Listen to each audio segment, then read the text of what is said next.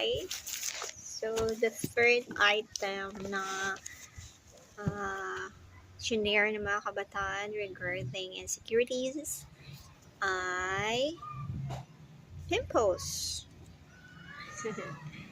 So, hindi lang kayo ang may insecurities ng pimples, mga kabataan. In fact, this is the third video I made for this topic because I am also insecure regarding pimples.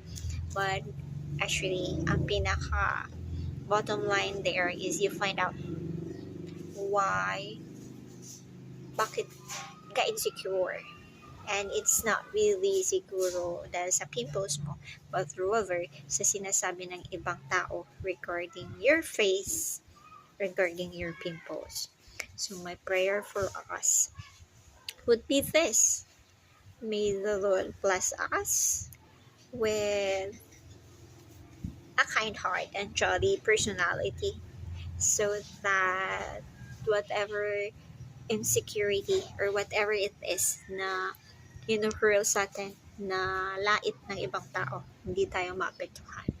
And also, may the Lord give us the grace to change whatever bad habit that we have that cause our pimples, or even give us the grace to be cleansed in the spirit so that no skin disease will get attached to us.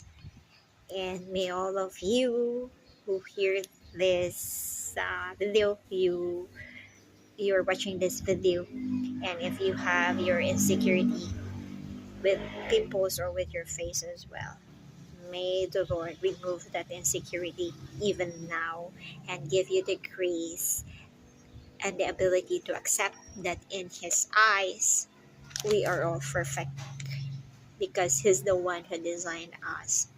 So be confident because God loves you. God bless you.